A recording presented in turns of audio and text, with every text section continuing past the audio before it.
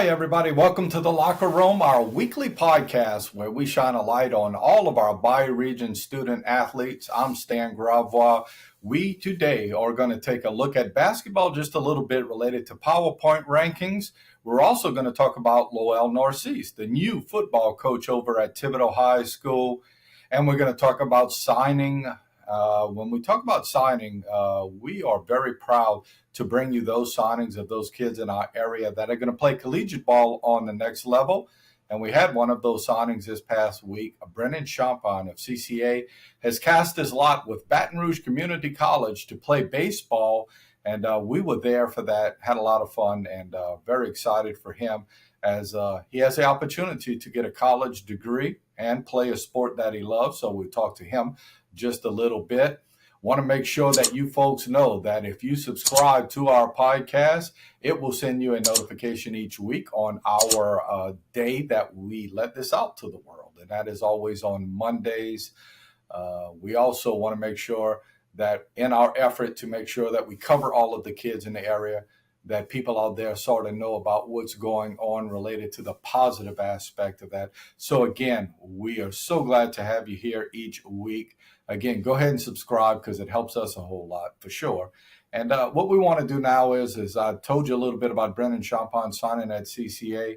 We hope that this is sort of an example of what all kids achieve, the opportunity to get an education on the next level by playing a sport that they love. We were out there at CCA. Let's take a look at the signing of Brennan to Baton Rouge Community College. We are happy to be at the collegiate signing for Brennan Champagne here at CCA. Brennan has cast his lot to play at Baton Rouge Community College. Brennan tells us a little bit about those people to thank for his journey along the way. My coaches, my teammates, my family, and all the people that came and supported me through the journey. We were also fortunate to talk to the head coach of CCA, Joe Tutong. He tells us a little bit about what Brennan brings to that program at Baton Rouge Community College. Kid's been a four-year starter here, has put up numbers year in and year out, just gotten better every year. I mean, last year he was 7-1, took us to the state semifinals. On a baseball player side, getting a kid who's going to be very well rehearsed as a pitcher, outfielder, first baseman, who can really hit. So I think these guys are kind of getting a steal with Brennan. Some kids have, he hadn't went to all of these camps or anything else because he's a multi-sport athlete. He plays football, which he was the district MVP on defense in football. He's the goalie in soccer, and he plays left field, pitches, and plays first base here. So getting on the baseball side, they're getting a kid that's well-rounded, and I think is going to be very prepared for junior college baseball. On a personal side, very humble kid. Very laid back, is very, very coachable, is going to do what the coach tells him to do. Just a quality kid, comes from an excellent family. His parents have been so super supportive of us, the program, and him since he was a kid. So I just think they just getting a quality individual, does well in school, makes good grades. He should be a really good fit. We have a few kids that's from South Terrebonne over at BRCC who he's friends with already. And I think it'll just be a really good step, on his road to the future of playing baseball. And finally, Wayne Champagne, the father of Brennan, talks a little bit about the journey and what it took to get to this point of Brennan signing at Baton Rouge Community College. He put tremendous amount of work in since he was 4 or 5, playing this sport. And he plays, multi-sports, and he don't stop. It's a good feeling for everybody because, like you said, all the long nights, long days, long weekends. It's finally, it paid off, and we went up there a couple times. The atmosphere is awesome. The coaching staff's awesome.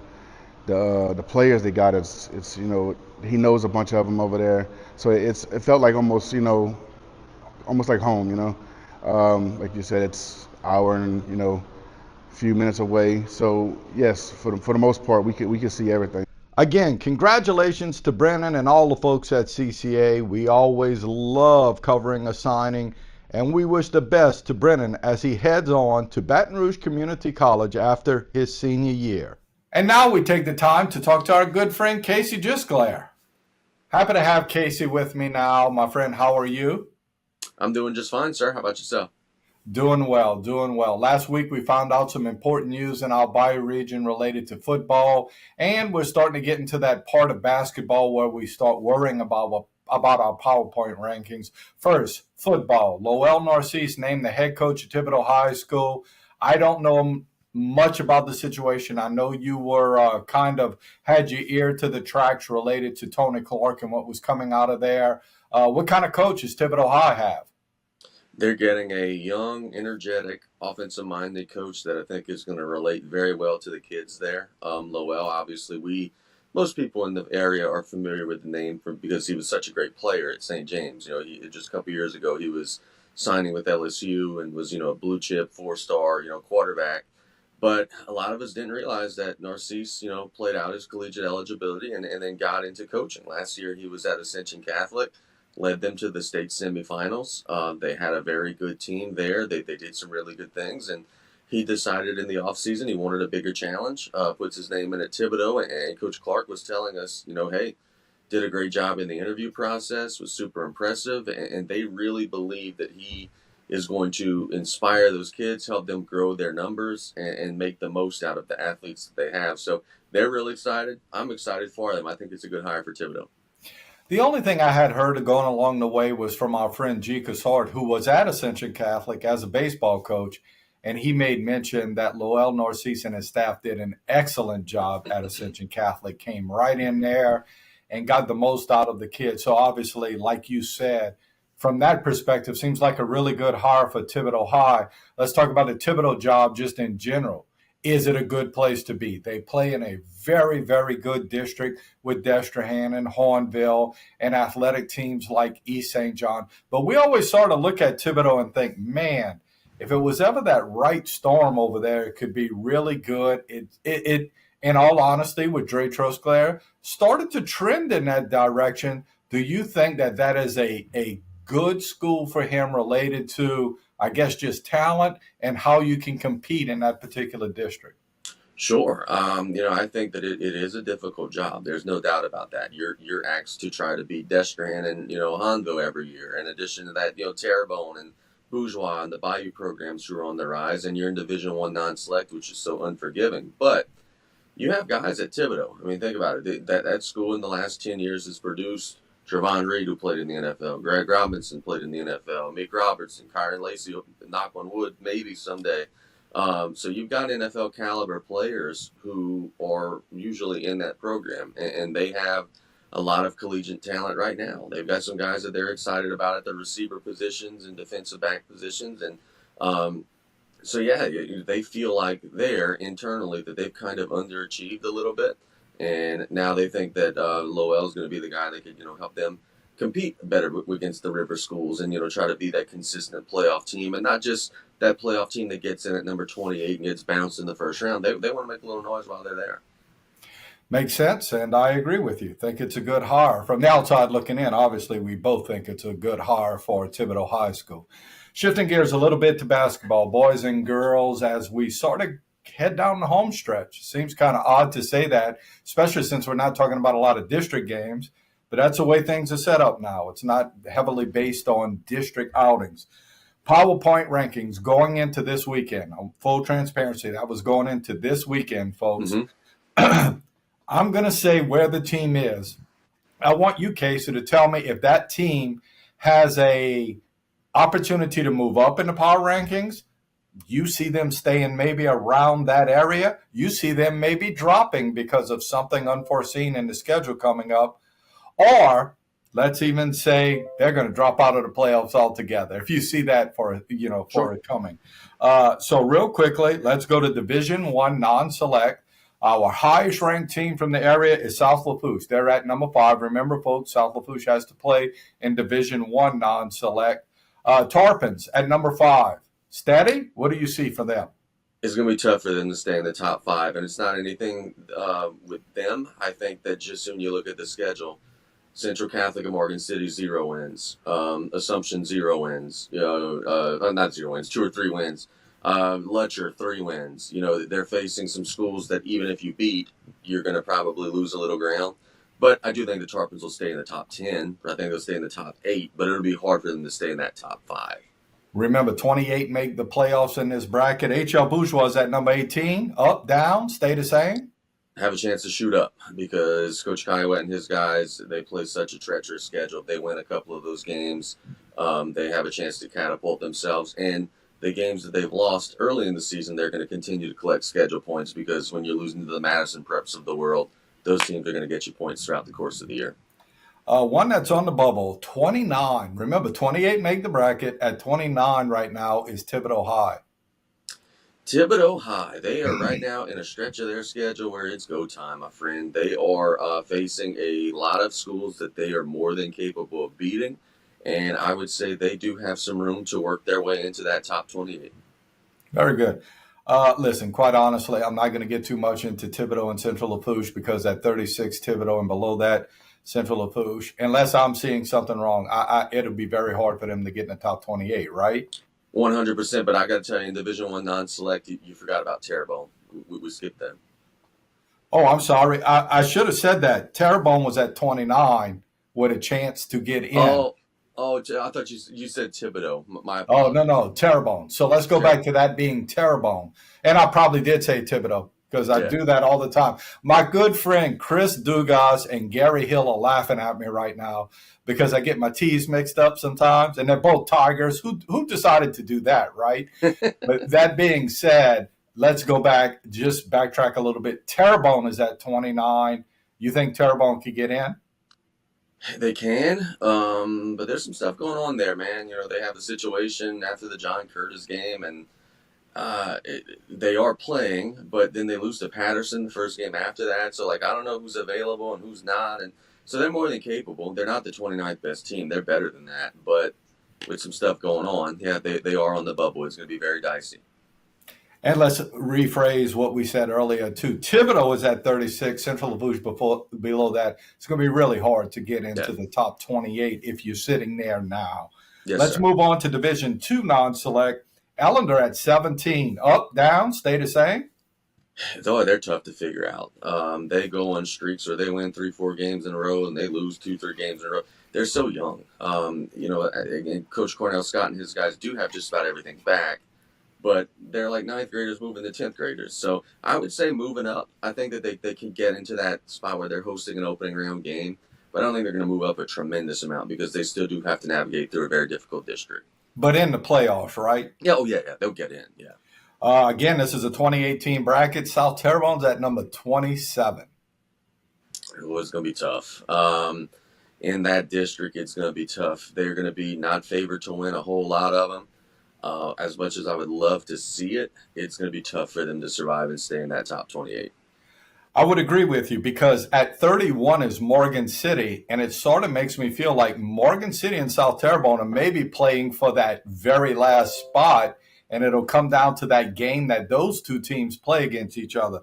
So Morgan City at 31, do you think maybe they squeak in some kind of way? Well, Jameer Bias hasn't been playing. I don't know exactly the situation there. He's their go-to guy, and then they've lost the last 2-3 games without him.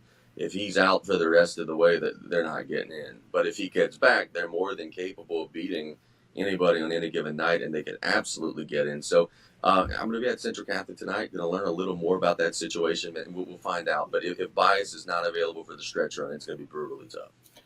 Assumption is at 41. I'm just going to go ahead and say it. I don't think that they could get into that top 28. Just too much of a hill to climb for that team.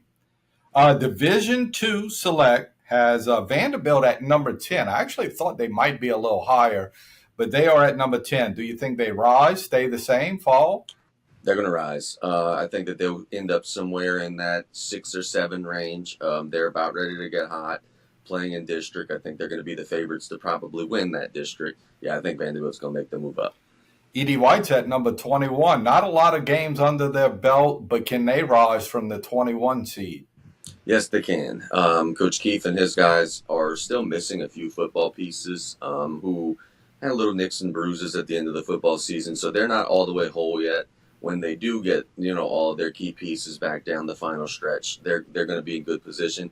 I look at E.D. White as a team that's going to be on that bubble of hosting or, maybe being in that 17 area, but I do think that they're going to comfortably be in. And if I didn't mention it, 24 teams make Yeah. the select bracket. So, but you have both those teams safely in, right? 100%. Division III select, Homer Christian is at 19. Again, 24 make the bracket. Does Homer Christian stay at 19? It feels like that's about where it's going to be because they got a tough district, and it's going to be, they're going to take some lumps in that district. But the thing with that district is that they're going to get points from those teams that they're maybe not favored to beat. So if they could steal one, yeah, they could catapult into the top 16. But I think that they'll stay around where they are right now, just kind of firmly in that middle of the pack, but safely in.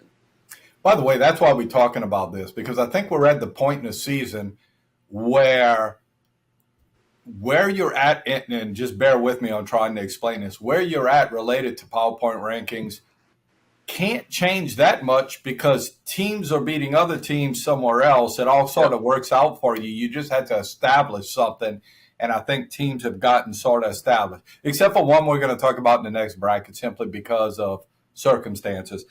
So let's go to that. Division IV select, CCA is sitting at 13. Opportunity to rise for CCA? Well, Coach Troy Jackson tells us that there's an outside chance that the Carters are coming back soon, in which case, hey, that would obviously change the dynamic. I think CCA's comfortably in. I like the way that they've scheduled. I think that they could maybe move up a peg or two before we get into the bracket. And the team that we found out last week went through just all kinds of problems. And, the downside is you got to forfeit all your games. I guess the upside is that it seems to be, and you know more than me, an honest mistake. And they made sure that they sort of told the state on that. That is Central Catholic, who has to forfeit all their games, but they sitting at 32. Got to make 24. Is there some kind of way after forfeiting those games? And if you want to expand on that story, you certainly can. And how do they get in? By winning their district championship, and they think that they can do that. They think that they probably are the favorites to do that. So that's their grade A priority. They want to win their district championship and get an automatic bid in. But they also, down the stretch, play a very manageable schedule. We were doing some math. They could still win 10, 11 games, even forfeiting the 4 that they did. If they do that, they probably will work themselves into the top 24 anyway.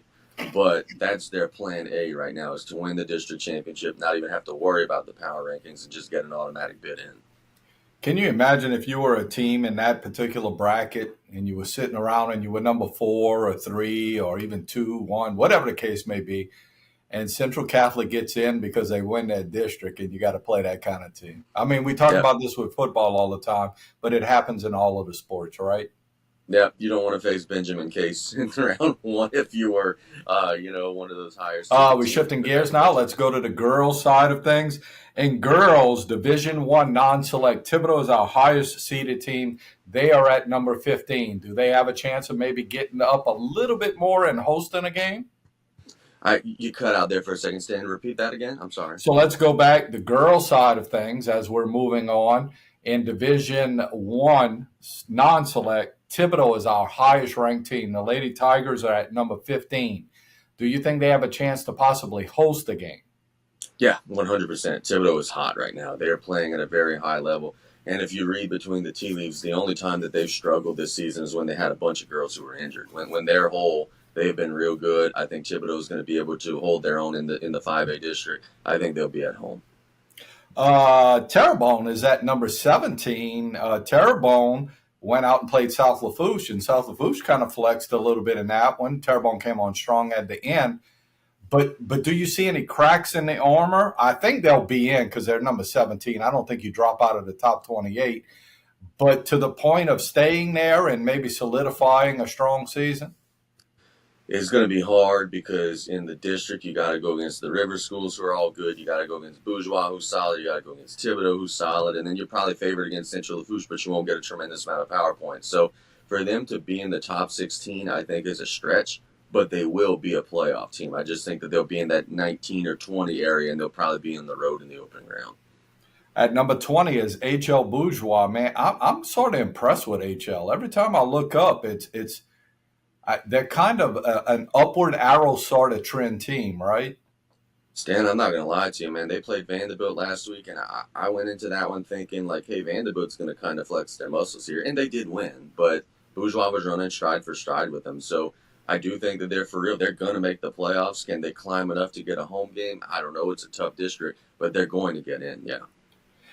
And you talked about a team that if they were at full strength, and maybe they're getting there with that win over Terrebonne, South Lafourche is at 33, and they got to get into 28. Can they do it? It is going to be close, but they do have Nyla Lyons back in the lineup, and everybody saw this past week what a difference maker she is, she helps them get the win on the road at Terrebonne. They've got some big PowerPoint earning opportunities coming up. We'll see. They are on the bubble, though. I do think that they have a chance to punch that ticket, assuming that everybody stays at full strength down there. Let's move on to Division II. This is non-select. Again, just not necessarily a surprise to me, but traditionally you don't see them at this point where they're trying to host a game in the playoffs. South Terrebonne at 17. You said, oh man, probably a month ago, South Terrebonne's going to make the playoffs in girls basketball this year. We just didn't know where. Is there a chance of maybe hosting? Because some of the scores I've been seeing them post lately are sort of impressive. Look, if not for everything that Terrebonne High would be doing this year, the South Terrebonne story would be getting more attention locally because they're having a great season. And you're right. It started off maybe early in the year as they were beating mediocre teams close. Now they're beating mediocre teams by a lot. They're starting to get some confidence, and they're starting to really roll through these games. They're going to get in, and I do think that there's a chance that they can maybe steal that 16-seater, that 15-seater, and host, which was just a tremendous testament to the hard work of those ladies. But, man, that's a program that has struggled historically, and this year they got a good group, and they're sticking together and playing really well. PowerPoint-wise, I think Assumption's been doing the same thing the last 5 years with the girls. They've been staying in that 20 to 25 area. Right now they're at 21. You see them as being in, right? They'll be in, but they're not going to move a whole lot from there. In district, it'll be kind of the same. They'll be about 500. They'll win a few, they'll lose a few, and they'll just kind of be in neutral around that 20 area. And a team that we're probably not going to discuss very much because they're not going to get in. They may not win a game this year, but it's just odd to be saying it, quite honestly, is Ellender, who is at 39. One away from being at the very bottom of that particular division. That's amazing to me. That's amazing. It is amazing, Stan. I mean, look, they played Houma Christian School early in the week and got beat by 30. I mean, no disrespect to Houma Christian School. We're used to Ellender delivering those types of results to others, and this year it's just not for them, unfortunately. Division II select. Vanderbilt is sitting at 3, E.D. White at 4. I'll throw them both in together. We see them both being in. We see them both probably getting a bye in the first round, I would imagine. I'll just go ahead and say this. Obviously, we know Vanderbilt's strong. I don't see Vanderbilt dropping out of the top 4. Can E.D. White, who has to play Vanderbilt coming up, and maybe, I'm assuming they play South Lafourche in the same district, is it going to be sort of sketchy for E.D. White to stay in this top 4? I think Vanderbilt will stay there pretty comfortably. For E.D. White, it is going to be tough because you're not going to be favored in the Vanderbilt game. The South Lafourche game now suddenly is a toss-up because apparently they're playing some good basketball. But I do think that, as you said a second ago, both teams will for sure stay in the top 8, and they will both, get that ticket to the second round. I would be more confident in Vanderbilt staying in the top 4 than E.D. White. It's possible for the Cardinals, but if I were projecting it, I would say they would be in that number 5, number 6 area. Got to give a lot of kudos to Nick Sinak. He knows how to set up a schedule, yes, and he's done it to the benefit of his Lady Cardinals. There's no doubt about that. Let's go to Division III from Select. Houma Christian at 17. Looks like they'd be safely in. I honestly don't know if Houma Christian has played enough games to be considered in because I know there's a sort of a minimum amount of games you have to play, and I don't know if they've reached it yet. They have not reached it, but we did the math on the schedule. They're going to reach it before the end of the season so that they are going to be eligible for the postseason, man. But look, the work that Coach Jamar Celestine and his crew there have done is impressive. They didn't even know that they would have varsity basketball 2 years ago when he took over. They made it to the second round last year. They're poised to maybe be in position to do it again this year. Mentioned a second ago, got a decisive win against Ellender a couple nights ago. So they're rolling. They're playing some good ball, and I do think that they're going to be postseason bound again this year. Yeah, I think that one against Ellen, even though I know Ellender's down a little bit, it does show that you sort of got some things together the way they won that game. Yep. Let's go to Division 4, select Central Catholic Safely, and they are at number 6, and they're playing pretty good basketball. Probably going to win the district also, quite honestly. So Safely and CCA at number 14. Talk about those two teams because we don't hear or see them a whole lot. Central Catholic has some talent. They got some young ladies that could play at a high level, and you're right. They're going to be one of the favorites in that district. For CCA, it's a matter of health. They got a couple of young ladies who are a little dinged there right now. When they're whole, they're capable of beating a Central Catholic. I mean, heck, they played East St. John a couple nights ago, even with some of their ladies out of the lineup, and only lost by 10. So that they're capable of playing at a high level, but they've got to get back to full strength. You know, those 1A schools, you can't afford to lose a whole lot because you only maybe have 5 or 6 to begin with that you really trust. So Coach Carey and them are fighting a little bit of an injury bug, but if they could get back whole, and they're expected to, they're expecting their kids back in the next week or so, they'll be in a position to maybe move up a couple pegs. Very good. Thank you for taking the time to do this, and thank you for kind of shifting your schedule around. As a matter of fact, next we're going to do the show on Tuesday. I get back into town on Monday. So that being said, we will do it on Tuesday. If you can make it with us, we always want you to be here with us. But we'll talk to you a little bit about that along the way. Thanks for everything, your side on all of this basketball talk. But thanks for the words on Lowell Narcisse, because obviously when we get a new guy in, we want to know about him. We thought it would start, and I say that I know we had talked about this way back when, related to you, Brian, everybody. Once you lose a coach in our area on the football side or any sport, and they come from us, then it starts a domino effect. I think Lowell Narcisse probably doesn't start that domino effect. Everybody stays where they're at, because he's coming in from Ascension Catholic, which is more from the river. So I think everything with the other coaches stays steady, unless you know something I don't know. No, I think you're right, man. You know, we got Ellenderfield that didn't create any type of, spillover. Now at Thibodaux, the same thing. I don't expect any surprises. I think that everybody that, we think is going to be at a certain school will end up being at that school in 2025. Yep, I think so too. Thanks for the time, my friend. Happy to do it, my friend. We'll see you next week. Yes, sir. We'd like to thank Casey for taking a little time to be with us. We hope that you come back with us next week. Next week, a little bit different. We're not going to have a show on Monday. We're going to actually release it on Tuesday, simply because I'll be out of town on Monday. But on Tuesday, I'll be back, and we'll have another episode of the Locker Room Podcast. Hope you're here with us. Everybody, take care. Have a great week. Stay warm.